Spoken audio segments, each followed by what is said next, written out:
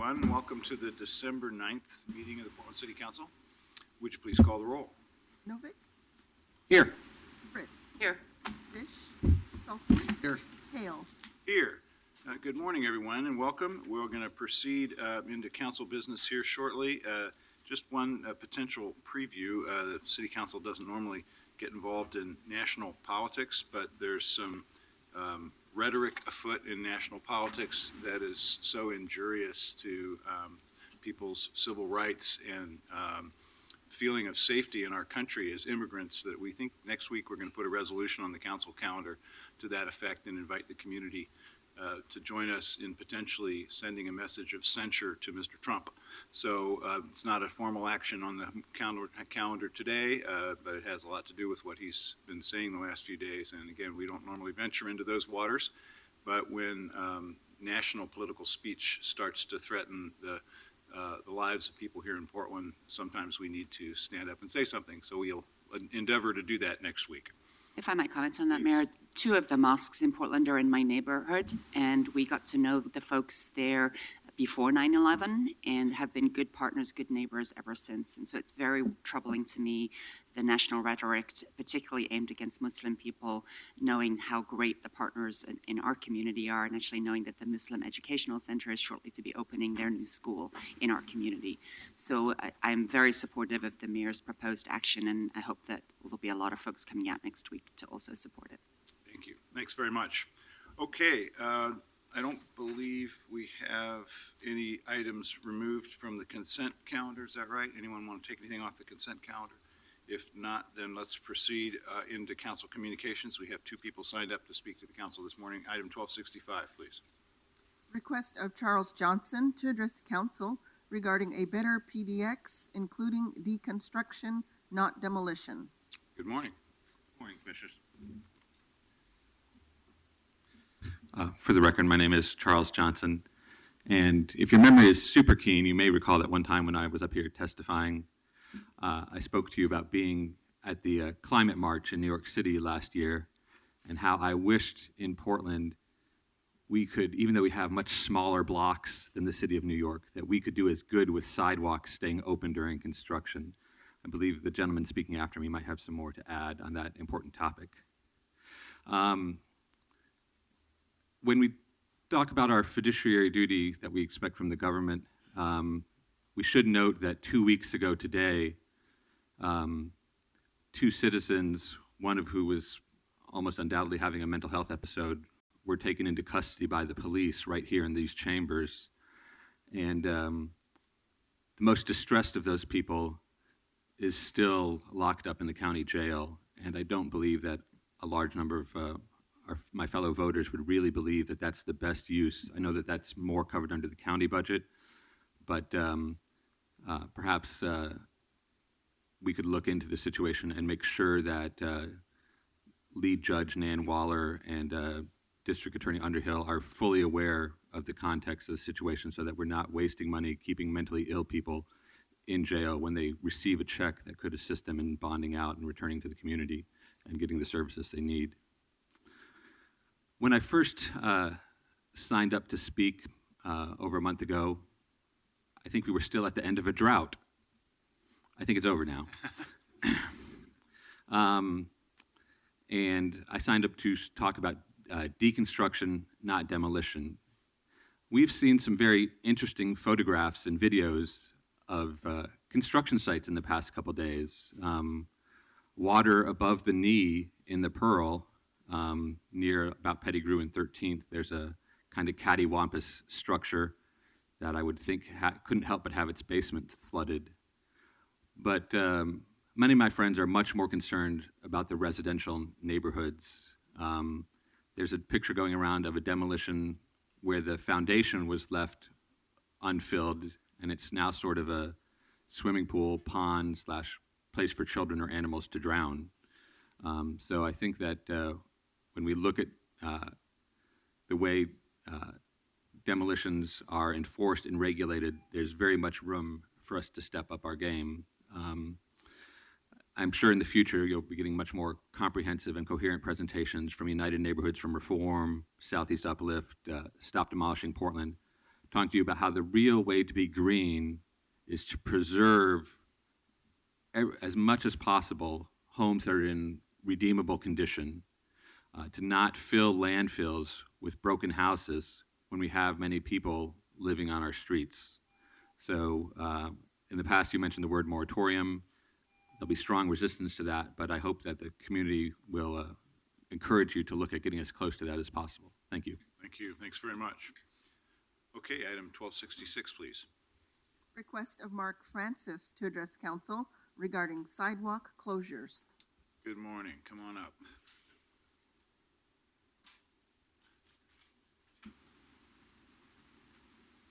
Is there a particular place you'd like us to start? Any, right there is just fine. The middle seat, that'll work for you. Those are handouts I'd like to, because they kind of outline my position or my issues. Certainly. Oh, no, that's fine. We'll stand. That would be great. Morning. Good morning, commissioners, and first of all, thank you for the opportunity to address you. I've put this off for quite a while because, I just like to kind of go with the flow type of thing, but around the city, there's a ton of construction, and some issues that really impact myself, but also people that I work with, because I work for the Oregon Commission for the Blind. And I serve a lot of clients who have little or no vision. And as they travel through the city, they encounter sidewalks that are closed off. The first issue that I have is that the barricades that surround construction sites or permitted work sites on sidewalks are not standardized. They're as varied as a work site. I mean, we've encountered some that are made out of 2x4s and they can vary in height. We've encountered chain link fences. We've encountered, as little as like caution tape to go around it. And so I feel that if these barricades were to be standardized, that when we come up to a closure, we would know that, okay, the sidewalk's closed off and it's not just some obstacle in the sidewalk, because there are a lot of obstacles on sidewalks. I feel that if they're standardized, we'd know that the sidewalks were closed. Also, I travel with a dog, and what I could do is that I could have that dog identify barriers, because he's very good at identifying things that are similar, and he would let me know that where the barriers are, and then we could determine whether we can go out in the street or we could go around the block. And then the second issue two other things about these barriers. There's a company in Ohio that makes these plastic barriers. And the thing I like about them is that they're made out of plastic composites. So they're made out of recycled material, I believe. And then the second thing is that the labor to install them is like a breeze, because you just snap them together. So, I feel that it's very economical for companies doing business with the city, or even city crews, where the sidewalks are going to be blocked off, to use these barriers. And then the second issue is that these barriers need to have an audible component to them, in that they should have an audible signal, and they need to have a light on them so that pedestrians with low vision could see the light maybe.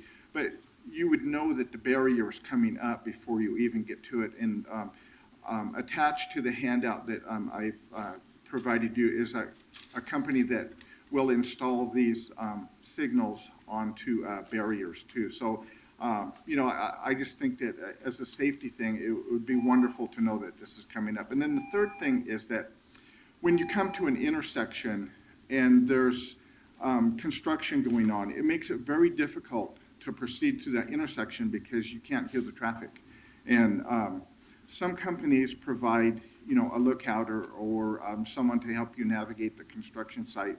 But then there's a lot of people that don't. And it can be as small as, someone cleaning out a storm drain with like a big pump, or it could be leaf blowers. And so, this issue, and along with these other two, they play a larger impact as we travel, like, to and from work. So, and it not only affects me, but it affects the people that I work with and also the people that I serve. So I would like to bring, these issues to your attention, and I've provided, what I think are economical and simple solutions to them. And all I would ask is that, please don't give it to a committee, because things go to committee to die. So, if you could look at them, and then if you could say, okay, it belongs to this bureau, and I think Commissioner Fish is gone, so he'd be a safe person to give it to since he's not here. Well, actually, maybe in Congress committees, Mr. Francis, maybe in Congress that committees exist for things to die, but actually we have some here where committees get things ready for implementation, and one that comes to mind here is obviously our Disability Commission. Sure. And so actually, I'd love to pass on your correspondence to them and get their advice too in terms of how do we actually do this. Very helpful and thoughtful action call here from you, and in a way that I think both the City Council and those bodies like the Disability Commission that are responsible for helping us make sure that the Americans with Disabilities Act is actually made real, on the streets of the city. So, so I think both them and we should take your good idea under consideration and see what we can do with it. Okay, I would really appreciate, action on this, and I understand that these are just my solutions, but, there's people out there that, they might have other solutions, or there might be other companies, but I tried to give you my input, and I tried to give you the impact it would have the least effect on businesses doing work in Portland, because, I like it when people are working, and I like to see construction sites out there, because I know that the people out there are working and they're earning a living, and it makes the city alive is what it does. And so I like to see the construction. I would just like to find an easier way around that construction. So, Excellent. thank you. So if any of you have any questions, you're welcome to ask. Thank you. Well, we will be in touch, and we appreciate this very much. Thank you. And much as I appreciate your suggesting we pawn this off on Commissioner Fish, I think as the Transportation Commissioner, I need to look at it too. And I just want to echo Mayor Hales' observation that the Commission on Disability is actually the commission that gets things done. So I'm sure that they will be very happy to work with you on promoting some more policies on this. Thank you. Perfect. Thank you so much. Thanks so much. You have a great day. You too. Thank you.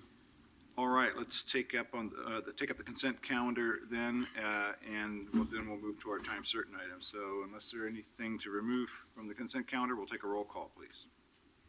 Novick, Aye. Fritz. Aye. Saltzman. Aye. Hales. Aye. Okay, item 1267, please.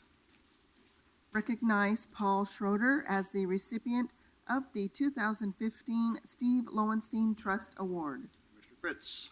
Thank you, Mayor Hales. I'm very grateful to Commissioner Fish for giving me the honor of making this presentation on his behalf today. He's out of town on vacation, otherwise he would have been here. And welcome Michelle Harper and Paul Schroeder. Very honored to present the Steve Lowenstein Trust Award. This award is awarded to Portlanders who are dedicated to helping people who are experiencing poverty and underprivileged people in the city of Portland. And this year, the board has selected Paul Schroeder. Paul has done exemplary work as the executive director of the New City Initiative. His drive to work with the faith community to end the cycles of homelessness, poverty, and helping underserved communities through this initiative is an inspiring model of public service that Steve Lowenstein sought to acknowledge through this award. And Lowenstein trustee Michelle Harper is here to tell us more about Paul on this award. Thank you. Good morning, Mayor Hales and Commissioner Fritz and Commissioner Novick and Commissioner Saltzman. It gives me great pride to come before you this morning to present our 2015 award nominee, Paul Schroeder. Before we get started, I'd like to acknowledge my board and ask them to stand, please, at this time. Good morning. And I'd also like to just recognize some of the supporters that are here this morning for Paul, his board, and many volunteers and some of his staff. Would you please stand at this time? Thank you all for being Thank here. you. Thank you. As many of you know, Steve was a civil rights advocate and very much an extraordinary individual who was legend around here in City Hall. And so our board takes great pride in being able to present these extraordinary candidates that we have presented for the last 25 years, that his legacy continues to live on. Paul Schroeder is the founder and executive director of the New City Initiative. It's a nonprofit whose purpose is that all people should achieve their full and human potential, and whose mission is to engage faith communities in ending the cycle of homelessness. Paul, a former Greek Orthodox priest, was inspired to apply his energy to the persistent issue of homelessness. After his experiences with the Kusina program, which offered Greek cooking classes for people transitioning out of homelessness, he saw the willingness of faith communities to help and saw the opportunity to serve more people through better collaboration between the faith communities. He, along with others working on this issue, proceeded to create a network of congregations supporting efforts to give those in need a more sure-footed path out of homelessness. In 2010, Paul started New City Initiative as a project at Join, a local homeless services nonprofit. New City Initiative officially became its own nonprofit in 2012. Like this award's namesake, Paul is also a nonfiction author. He translated on social justice the Saint Basil the Great, a collection of homilies of Basil of Caesarea, a 4th century Christian figure who founded a center called the New City. That was dedicated to healing the whole person. Paul's interfaith curriculum on homelessness has been used by dozens of congregations in the Portland metropolitan area. In 2012, he received the Lamplighter Award from Operation Night Watch for his organizing work in the faith community around family homelessness. A little bit about his background, which is quite extensive. BA in English, Christian Heritage College in El Cajon, California. He has a master's in theology, magna cum laude, Holy Cross Orthodox School of Theology in Brooklyn, Massachusetts. He's also the valedictorian of his class in 1999. Some of the awards he's received is Holy Cross School of Theology, 3 HIARCS Award for patristic writing in 1996, 98, and 99. Essays that he has had published: Suffering Towards Personhood, John Zeololis and Fyodor Dostoevsky in the Conversation on Freedom and the Human Person, St. Vladimir's Theological Quarterly in 2001. Building the New City, Reconstructing the Social Vision of St. Basil the Great. On social justice, again, St. Joseph's Debate was published in 2009. His curriculum on building the new city is quite extraordinary. The boards that he has served on, Ecumenical Ministries of Oregon, and also past board president of Waring Foundation. Some of the many positions that he has held: Archdeacon, Director of Communication of Greek Orthodox Metropolis of San Francisco, Executive Director, St. Nicholas Ranch Conference and Retreat Center in California, Chancellor, Metropolitan San Francisco, Chief of Staff for the Bishop, Dean of the Holy Trinity Greek Orthodox Cathedral Church of Portland, Coordinator of Faith-Based Resources at Join, which is Connecting the Street to a Home program, which you are all very well aware of. Founding Director of New City Initiative. Founded ARTOS, which is an Association for Renewal of Training in Orthodox Service. Community Link San Francisco in California. He instituted a program to connect people experiencing isolation in their community as a result of illness, age, and other factors. Kusina, which is Culinary Utensils, Skills, Information, and Nutrition Alliance. In partnership with Join, this Portland-based nonprofit agency supporting people experiencing homelessness in their efforts to end homelessness, and with the effort of Fred Meyer, has instituted a series of Greek cooking classes designed for people transitioning out of homelessness. This program has grown to include a monthly reunion of gatherings, job skills training, and a program whereby graduates mentor new students. Just want to share just a couple of more things about Paul. He is the first nominee that we have had that received 3 separate nominations, which is quite extraordinary. Everyone who talked about Paul, talked about how gifted he is, how unselfless he is. He's tireless in his effort. He energizes other people. And one of his nominees wrote that it's truly an honor and a privilege to take the time to write to you. Now I'm about to turn 70 and I'm still learning and growing, thanks in part to the outstanding leadership of Paul. At this stage of my life's journey, I'm proud to say he has become an important mentor, not only for me, but for many, many others in the Portland area. One other nominator wrote, Paul gave me hope at a time when I was a bit hopeless. That as a community of faith, we can have an impact on family and change lives. He reminded me of the privilege I had as a child growing up with a village of support around me, and how now I have the privilege of lending that support to another child, another family. I'm inspired to nominate Paul because he sees the light and the hope and the possibility it shares with families that need it in intangible and practical ways. Another nominator wrote, as the New City Initiative Director, he fully embodies the organization's 6 communal practices: compassionate seeing, heartfelt listening, intentional welcoming, joyful sharing, grateful receiving, and cooperative building. It is my honor and my privilege to be able to present Paul Schroeder to you this morning as our 2015 recipient, and I have Paul say a few words to you this morning. Thank you. Good morning, Paul. Thank you so much. I was thinking as I came here today about the very first time I was here in the council chamber. It would have been about 2006, shortly after I arrived in Portland as the priest of Holy Trinity Greek Orthodox, then church, soon to become cathedral. And Eric Sten, the housing commissioner at the time, had invited me to come down and basically say hello and present myself to the community.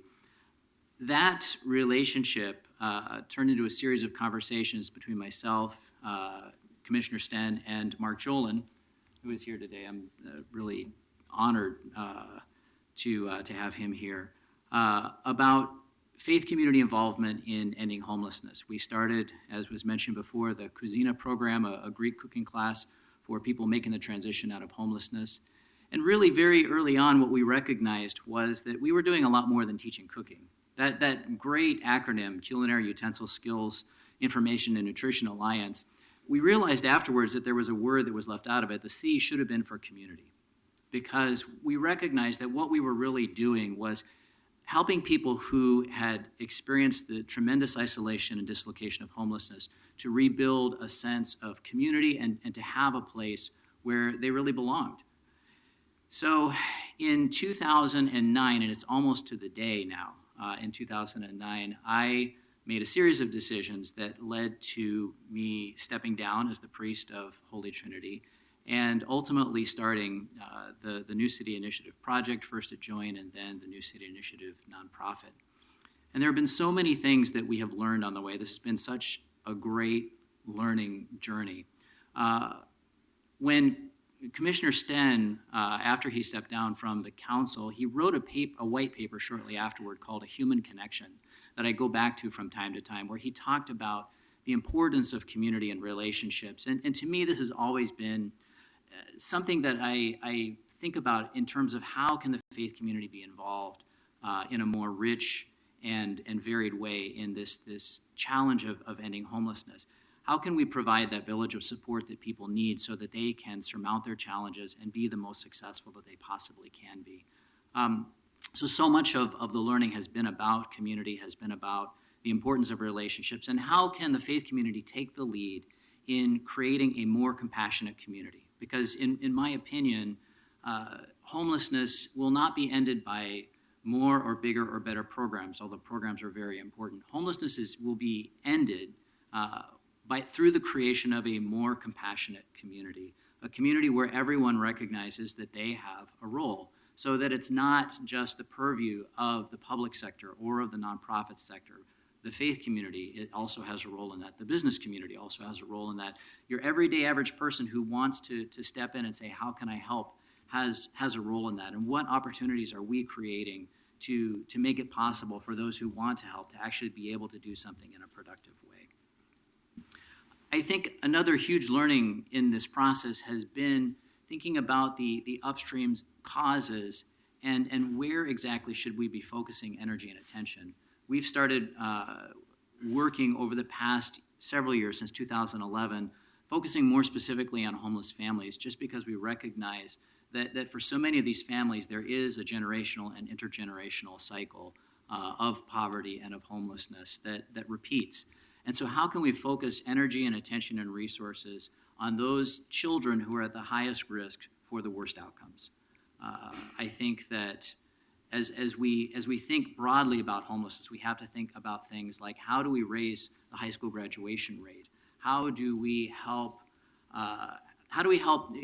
these families with children, and the children in particular, to avail themselves of what really is the number one best anti-poverty strategy that has ever been invented, which is finish high school and go to college. And our small contribution has been to say, what can we do to be a positive influence in the lives of these families to help them move towards stability? So I really want to thank the mayor and the city council for their partnership. You have been wonderful supporters of the work that we have done. I want to thank the board of the trustees of the Lowenstein Trust. I did not have the pleasure ever of meeting Steve Lowenstein.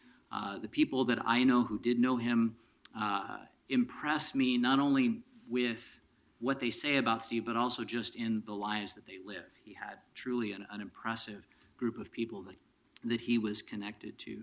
I want to thank the volunteers who are here today, and particularly the New City Initiative Board. We have Jean Kalazewski, who's here, our board president. We have Ann Hudson. And I also want to say, particularly, Mohammed Al-Yajuri is here.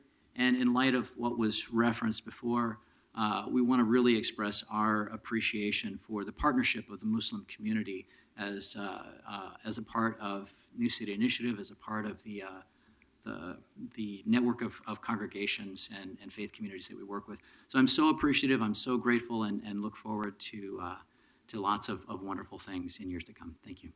Let's hear it for the honoree.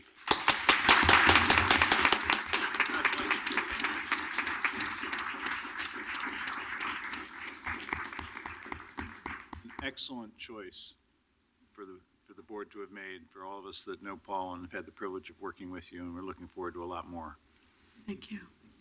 Well, I'd love to take a photo, if we could, with you and your board, Michelle, maybe, and the honoree. That would be an honor for us. That would be great.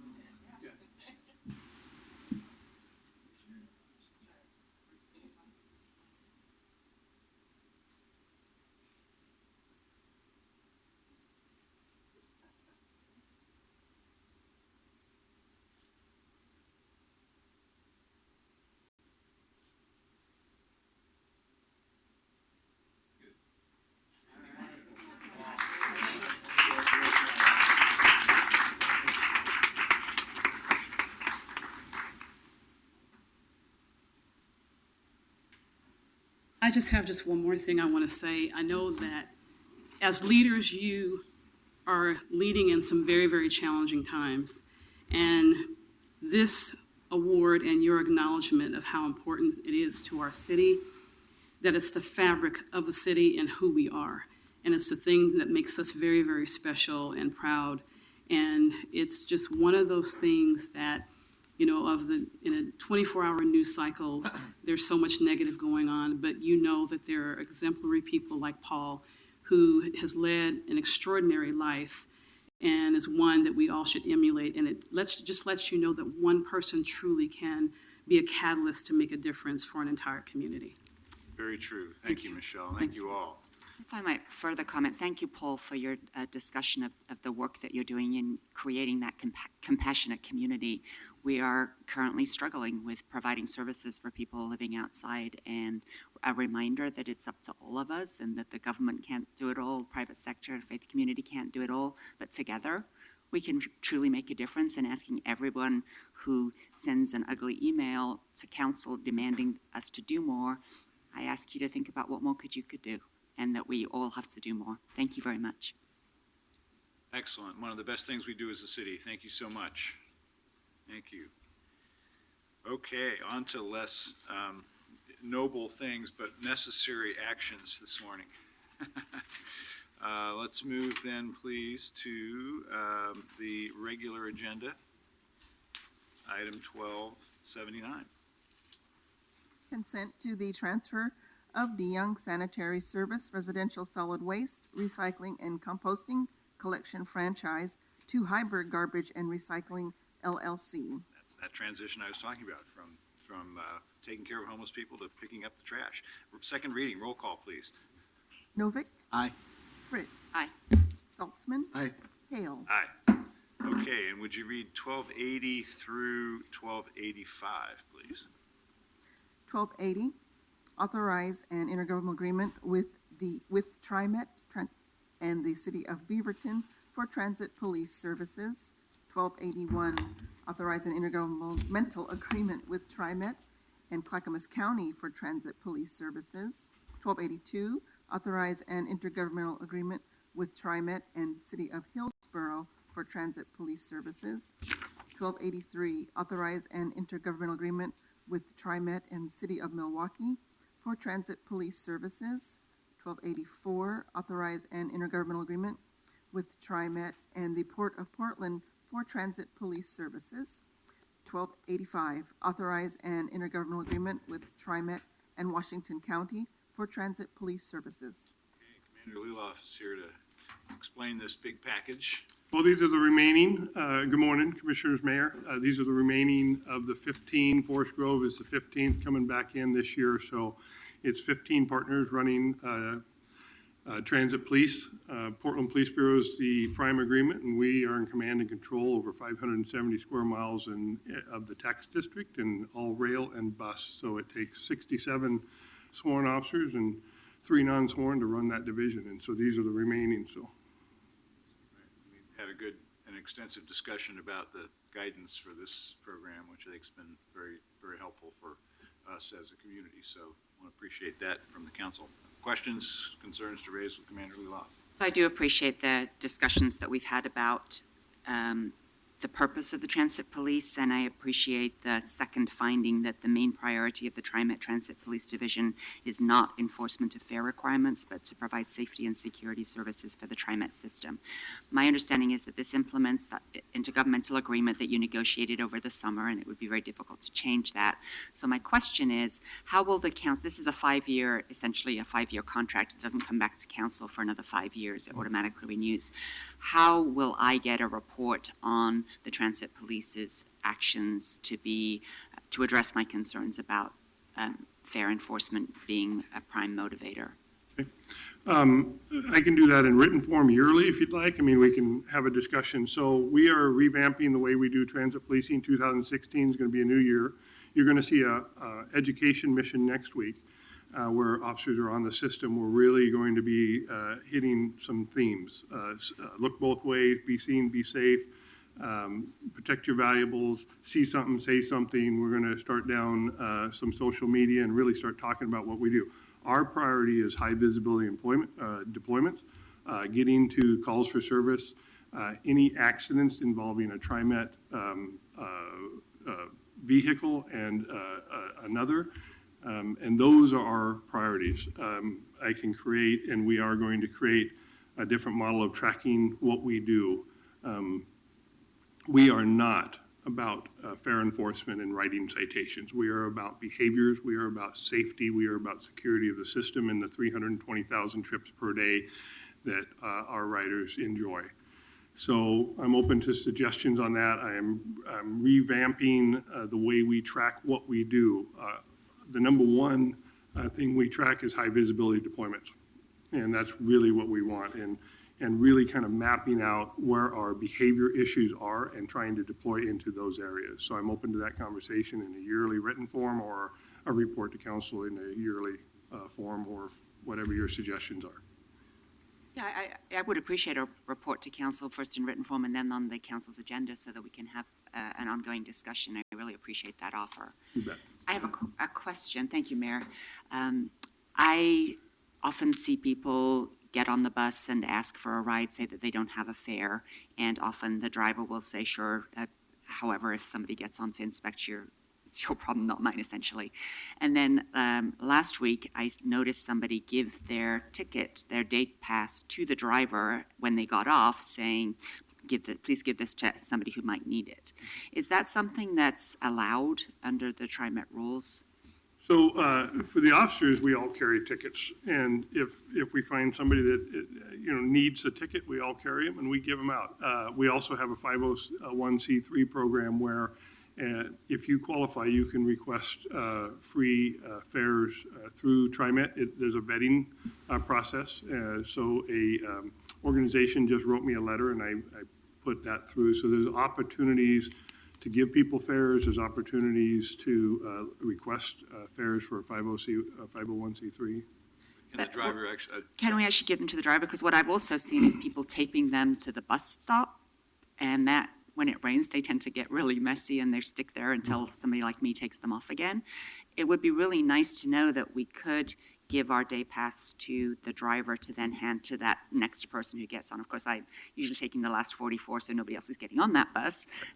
But in the event that somebody was just commuting at rush hour, for example, and wanted to give it for the evening, is that allowed? That's more of an operational question for TriMet, but actually, I'm meeting with Neil McFarland next week, so Oh, good. I'll be happy to relay that particular suggestion, right? For Yeah, what the drivers let can me do, aside reframe from what it your folks to a suggestion that it should be allowed, and that, going back to that caring, compassionate community, I'm not using my $5 pass anymore. I'd love for it to be somebody else's so that they wouldn't have to worry about whether a fare inspector got on, and to know that somebody took the time to give it in. So yes, if you could I'll pass that along, that'd be suggestion great. on. Thank you. Yeah, and generally in a bureaucracy, what's not prohibited is allowed, but we'll check. Well, and then, as long as it's allowed, I bet there's others like me who would be more than happy for somebody else to We use might the actually restroom. want to encourage it rather Yes, than just exactly. allow it. I get it. Mayor, I can't resist noting that in the book, The Once and Future King, where the young Arthur is turned into an ant to see what ant society is like, the first thing he sees is a sign saying, "Everything not forbidden is compulsory." Opposite view. Other questions for Commander Lula? Thank you very much, sir. you. Appreciate that. See if there's anyone who wants to speak on these items. We have two people signed up. Please come on up, Charles Johnson and Veronica Bernier. Come on up. Oh, you already did. Good. Welcome. Good morning. Good morning, Mayor. It's nice to see you. Good morning, Amanda. Good morning, Dan. And good morning, Steve. Good. Good morning, America. How are you? I hope you had a good night's sleep last night. Wow. I wanted to show you something. There you go. There you go. Veronica's got it. I have the tickets this time. Periodically, my life seems a little disorganized. I better get a little bit closer to this microphone or I'll be lost. I wanted to let you know what I was doing over the weekend. Okay, I've been in the Northeast and in the Southeast. I'm from Portland State. My name is Veronica Bernier, and I have a degree in public health. What we do in public health is come among the people. Over the weekend, out on the street every day, day in, day out, 24/7, we're there watching people. We're not nosy. But we do notice TriMet Police, and they're doing their level best to help out. I always support the police department, I always support the police chief. And I think that men in uniform do a lot to help our city. Making the world safe is really important, and we all know what happens when people get busy on the weekends with shopping, and there's holiday distraction, and there's the seasonal affective disorder. Sometimes people get a little bit out there. So if you run into them, my advice is to give them a wide berth, about 10 feet. If the kids come in from Lloyd Center and start doing chin-ups on the what do they call it, the little bar thing, if they start doing that, just walk away from it and kind of try not to get in the middle of it. Sometimes people get a little exuberant, but that's part of the nature of policing with the TriMet system. We have one of the best systems there are. I think, in the world for travel. TriMet gets you there safely, and our electric cars, the streetcars, the red line to the airport helps people coming and going, and it's possible to get by without a vehicle really in this city. It's a very walkable and rideable city. You almost don't need a car. However, when cars come in the middle of the TriMet world, sometimes some things do happen. And so I just have to tell you one little tiny incident that is real. The other day on the red line to the airport, or it was the blue line, 197 Ruby Junction, we had a sudden stop. And so 53 people had whiplashes. And it's unfortunate that one of them was the G4S security, which I happen to know him because I know a lot of secure people. I don't mean to make it's not a joke, but I mean, I'm not really, that sounds funny. Let me say this again. I know a lot of people who work in the security field, having been a Wells Fargo guard and Burns security guard. And I did notice that when we hit there's just one little area there where when the rails are wet and leaves get in the rails, the brakes can grab, and this did happen, and about 53 people were affected by it. So you do know that if it comes up again, you may hear from somebody's chiropractor or a lawyer. And it doesn't mean that TriMet's doing a bad thing. It's just a function of cities and rainy days and things like that. But I do have this to say: TriMet always seems to show grace under pressure. And they do the right thing when they find a damsel in distress, which could be anybody. Thank you. Thanks, Veronica. Thank you very much. Charles? Good morning, Commissioners. My name is Charles Johnson, and I thought we would have had Assistant Chief Modica, but I know that sometimes resource allotments change in the police department. But I want to echo from the citizens the idea that Commissioner Fritz put forth. Under federal regulation at institutions of higher learning, the police and public safety departments have to do a report. And I'm glad to hear that our Portland police officer, who will be working with managing this program, is very open to doing the same. I think that actually, I hope Mayor, as Commissioner of Police, you'll encourage him to talk with Chief O'Day and the people who do the technical stuff that make sure that Twitter goes out and the Facebook page is updated. Because I think that really what citizens expect in this day and age is engagement and information from their police department. And so to see not even just an annual report so that we can work with Commissioner Fritz to check up on whether fair enforcement has become too prioritized, but a listing of, there'll be when colleges publish their statistics about crimes on campus, some fear goes along with that, but we need to face fear and deal with the situation as it's reported by the statistics. So it would be great to see that TriMet Police have somewhere in their capacity to disclose daily or weekly what the nature of their policing has been, how many phones were stolen, did anybody have to be taken into custody, and on the positive side, that they were able to provide 17 people that were in financial distress with emergency tickets and such as that. I think since we've talked about the other 15 partner agencies, this issue has been covered comprehensively. I just want to, again, ask the mayor and thank all of you for your encouraging the Portland Police to do this high visibility policing that's strictly focused on passenger security, safety, comfort, and making the TriMet an even more enjoyable system to partake in. And also, I failed to mention earlier, Happy Hanukkah to y'all, especially to Dan Saltzman. It's the third day. Sunday was a busy day. There were some climate marchers left from Havra Shalom. Beth Israel will be having a Hanukkah event this weekend, and may light and joy increase in our city. Thank you. Good morning. My name is Lightning. I represent Lightning Watchdog PDX. First of all, I have a problem with the Portland Police having anything to do with the TriMet transportation system. I would like to see more private security companies such as the G4S and various companies make bids at a lower price. I feel that we don't have enough police officers as it is, and focusing on the TriMet is just taking them away from other areas that we could focus on. I have another issue on the fair enforcement from the police themselves. I've never seen a police officer ever give a TriMet ticket to somebody. Maybe I'm just one of the few people out there.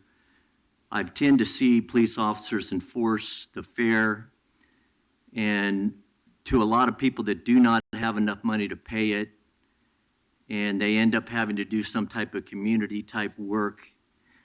which is far higher than the, say, the $5 ticket.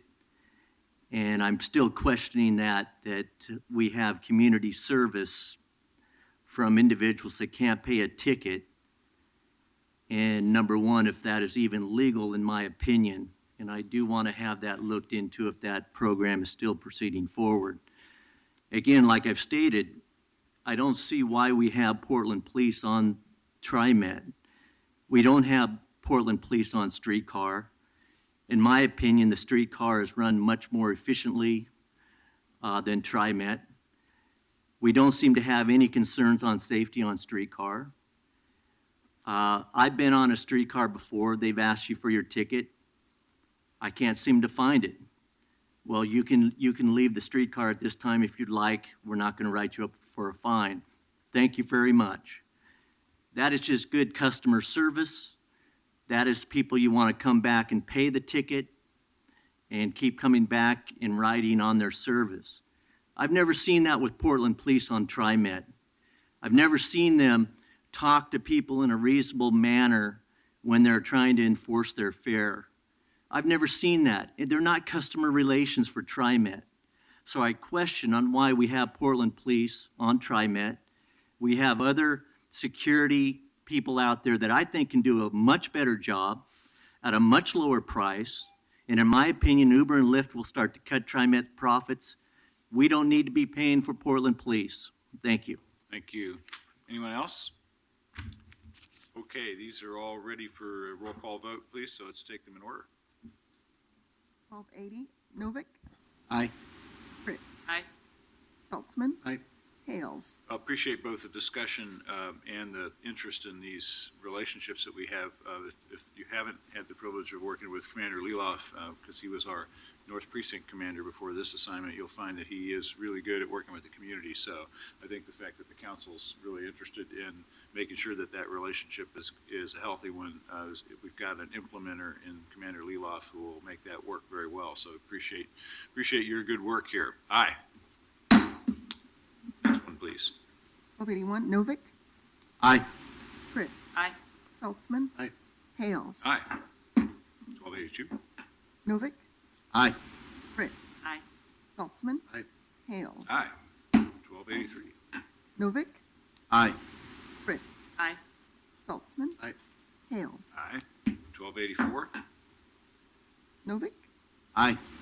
Fritz. Aye. Saltzman. Aye. Hales. Aye. And 1285. Novick. Aye. Fritz. Thank you. Aye. Saltzman. Aye. Hales. Aye. Thank you very much, Commander. Okay, 1286. Delegate authority to the Bureau of Human Resources Director to execute a work experience agreement with Southeast Works Water Source to provide work experience training opportunities to disadvantaged and underserved populations in order for them to transition into long-term employment. Good morning, Gail. Welcome. Good morning. My name is Gail Baird. I'm the Training and Workforce Development Manager for the city, and I'm here for Anna Canwit, our BHR Director. The ordinance that you have is to enter into a new agreement with Southeast Works, which is part of the WorkSource program, in order to provide work experience and work internships to underserved populations. So these are individuals who may encounter barriers to employment due to lack of skills, due to being low income. Many of them are on government subsidies, and we see this as a new opportunity for the city to provide opportunities for skills development while also serving short-term needs for bureaus for project work and other types of assignments. Is this new, or is this continuing? This is new. We have many agreements, so this is actually administered very similarly to the SummerWorks Youth Program. It's limited term, finite amount of hours that are permitted. And we have not done this before with a work experience type of a program. So these are not necessarily students, although many of them may be enrolled in a GED program or some other type of skills development opportunity. And my understanding is there's no cost to the city for this other than staff time. Is that correct? That is correct. Yes, Commissioner Fritz. Do you know how they do their outreach to disadvantaged students, and is that including students with limited English proficiency? Yes, it is. In fact, they have outreach programs to immigrants and other individuals with limited English skills or who are English is their second language. And they actually operate out of the center, which was expanded in May 2014, at the Workforce Center in Southeast Portland on Foster Road. And I think Mayor Hales, you were there to attend the grand opening of that center. They do amazing work. They really do, in terms of reaching communities that would otherwise simply fall through the cracks. Yes. Mhm. Other questions? Gail, thank you so much. Thank you. Thank you. Anyone else like to speak on this item this morning? We have one person signed up, Charles Johnson.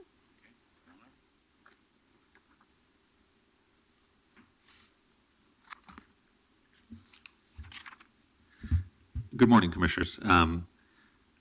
As more and more people in the city are discovering, unemployment numbers are mysterious, if not cooked. And I hope that you all will take the issue of helping young people move into the labor market seriously. It's actually, it also relates to mental health. When people have something they're doing that, even if it doesn't feel fulfilling, even if it's just, I don't like my job much, but I do it well, I earn some money, and I buy the things I like, that's a much better situation to be in than frustrated with no money.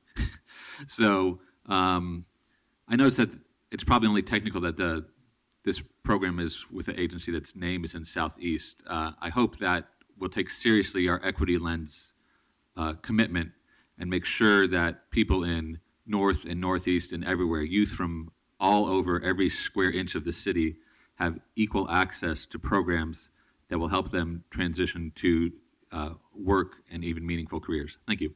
Thank you. Okay, thank you both. We'll take a vote then. This is an emergency ordinance. Novick, Aye. Fritz. Thank you for this partnership. I believe we put ongoing support for Southeast Works into our budget last year. And I know every year up until now, we've put one-time funding for Southeast Works, and I'm very glad to hear it confirmed that we did put them in ongoing funding, because as the mayor said, they do amazing work and they do outreach all over the city and provide opportunities to youth and others who would otherwise not be getting service. And I'm very grateful to you for adding this component of workforce preparedness. Aye. Saltzman, Yes, I too appreciate your reaching out to Southeast Works and getting this partnership going. Aye. Hales. Yeah, this is a great example of how the city can synergize with what great nonprofits or other governments do. So thanks, Gail, for putting this together.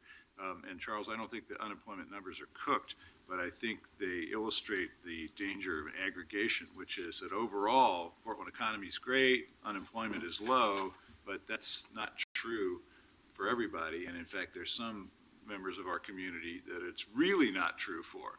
So, hidden in that positive average of under 5% unemployment are some people in the community that are really struggling, and this program is aimed directly at helping them. So it's a great piece of work. Thank you. Aye.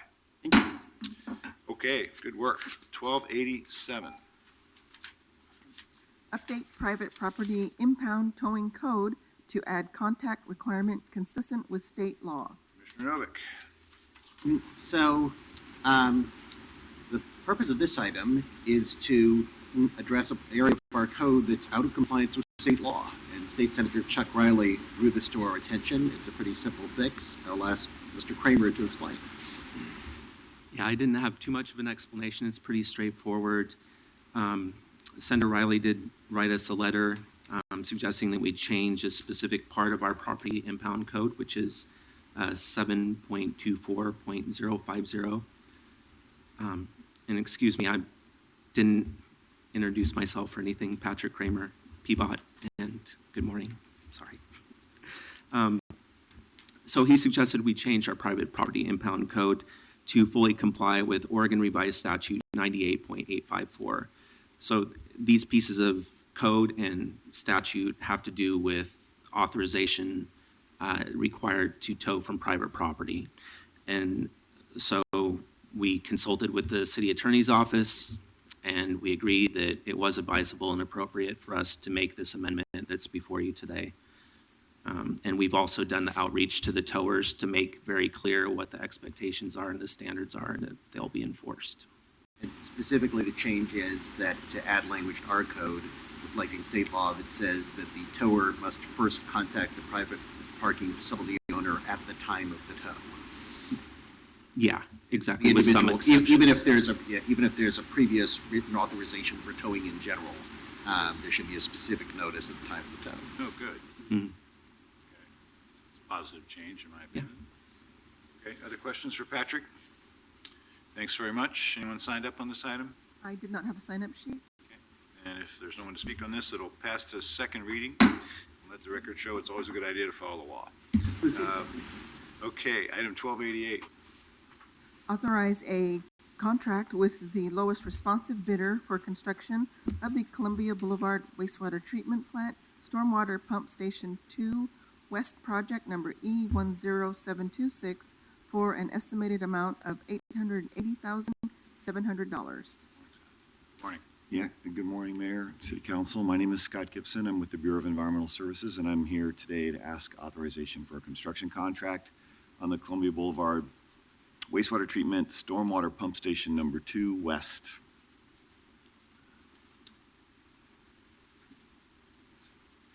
The Columbia Boulevard wastewater treatment plant has a peak capacity of 400 million gallons per day. It treats both a combination of sewage and stormwater from our collection system. The plant also has one permitted stormwater outfall that discharges to the Columbia Slough under permit with DEQ. This outfall is for rainwater only that lands on the plant campus. This is called a 1200 Coles permit, now requires treatment to occur to the stormwater before it's discharged into Columbia Slough. The plant currently has 2 other stormwater pump stations on this campus. This will be the 3rd. This project is required by DEQ in order to maintain compliance with our permit and to provide protection to the Columbia Slough.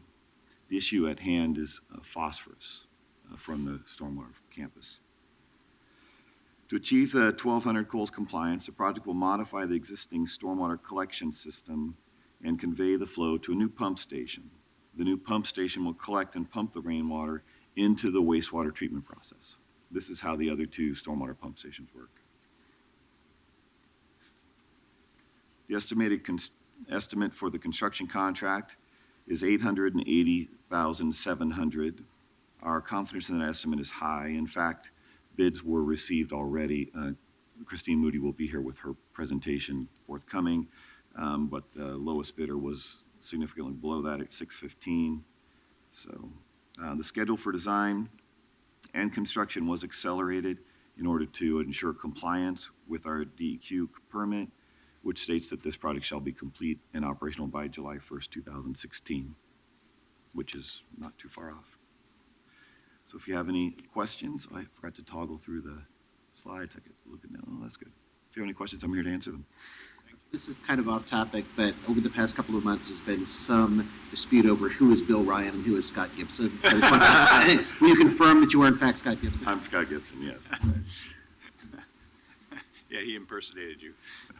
Badly, but he tried. Badly. All right. Great. Scott, thank you very much. No other questions? Anyone want to speak on this item? If not, then it passes the second reading. And now we have another BES item, 1289. Authorize the Bureau of Environmental Services to acquire certain permanent property rights necessary for construction of the Woodlawn King Alley Sewer Rehabilitation Project through the exercise of the city's eminent domain authority. Okay. And we still have the real Scott Gibson here to Right. explain. Good morning, Scott Gibson, for the record. So more than 1/3 of Portland's public sewer pipes are over 80 years old, and Environmental Services has an ongoing program to repair or replace these aging sewers that are in poor condition. The Bureau will start construction next summer on a project to repair about 11 miles of old sewer pipe in Portland's Woodlawn King neighborhoods.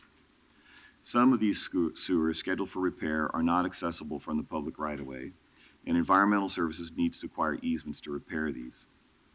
In this instance, the city does not have an easement for an existing sewer in a backyard on 5 properties. And in coordination with our repair, we're going to remedy the fact that those projects are not encumbered by an easement, and we're going to procure a new easement on those 5 properties. If you have any questions, I'm here to answer those. Questions? Have you made contact with each of the 5 property owners? I believe we have. Unfortunately, I couldn't talk to the project manager this morning, but we will typically do that first step. So, and did they also get mailed notice of this proceeding? So, Commissioner Fritz, typically, we do the ordinance sort of separate from the communication issue. That's under the advice of PBOT right-of-way agents.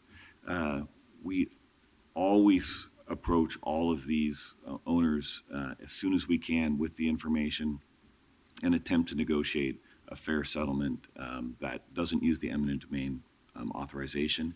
There is something that the right-of-way agents have told us that we want to make sure we get the authorization for condemnation on record before we begin serious negotiations. Right, I understand that. I find eminent domain one of the things I'm most cautious about as a city council member. The taking of somebody's property, even with just compensation, Right. is a significant thing in our community. So it's a non-emergency ordinance, I see, right? So Yeah, absolutely. would like you to affirmatively let me know before my vote next week that in fact the property owners, as well as the residents, if different, were notified about this, and so that they can express concern if they have any. I'll do that immediately when I get back to the office. Thank you. Other questions? Thanks very much, Scott. Anyone want to speak on this item? If not, it passes to second reading. Got a lot of projects going on in this bureau. Keep busy. 1290. Revised legal description of property declared surplus at 2400 Northwest Front Avenue. Second reading, roll call, please. Novick? Aye. Fritz? Aye. Saltzman? Aye. Hales? Aye. And 1291. Authorize a competitive solicitation process and contract for the purchase of aggregate services at an estimated cost of $10 million. Roll call, please. Novick? It's one of those votes where I'm scared that I have the responsibility to vote on something worth $10 million. Aye. Fritz? And I particularly appreciated the presentation last week showing that the bureaus that might need aggregate are working together so that we can buy in bulk and distribute in places that makes more sense operationally. So thank you to Commissioner Novick and others who are working on that. Aye. Saltzman? Aye. Hales? Aye. And let's move on to 1292. Approve application under the Multiple Unit Limited Tax Exemption Program for North Hollow Apartments located at Southwest 15th Avenue and Southwest Taylor Street. Second reading and roll call. Novick? Aye. Fritz? This is the first time that I've seen the building amenities listed, including a dog washing station, but there's also a rooftop lounge, a community room, and an outdoor terrace with a movie screen, so it does sound like a great project. Aye. Saltzman? Well, with these next 3 votes, we're bringing online 82 additional units of affordable housing. I want to thank, in particular, Dory Van Bockel and Andrea Mathiasen at the Portland Housing Bureau for all their work on this program to make it successful, more successful. Aye. Hales? Aye. 1293. Authorize application under the Multiple Unit Limited Tax Exemption Program for Vancouver Avenue Apartments located at North Vancouver Avenue and North Shaver Street. Roll call, please. Novick? Aye. Fritz? Aye. Saltzman? Aye. Hales? Aye. And 1294. Approve application under the Multiple Unit Limited Tax Exemption Program for Mississippi Avenue Apartments located at North Mississippi Avenue, North Albina Avenue, and North Borthwick Avenue between North Fremont Street and North Cook Street. Second reading, roll call. Novick? Aye. Fritz? You know, people wonder what are we doing to promote affordable housing, and my crack staff have noticed here my excellent staff, I shouldn't use that term. My excellent staff noted that the city will forego $1.5 million of revenue over the 10-year period for this tax exemption. That's one of the hidden ways that we don't have in our general fund budget that we are saying that, yes, this is really important. And I particularly appreciate this one because they're including utility expenses in the affordable rents. So we know for sure that a lot of people are going to be housed under this particular benefit. Aye. Saltzman? Aye.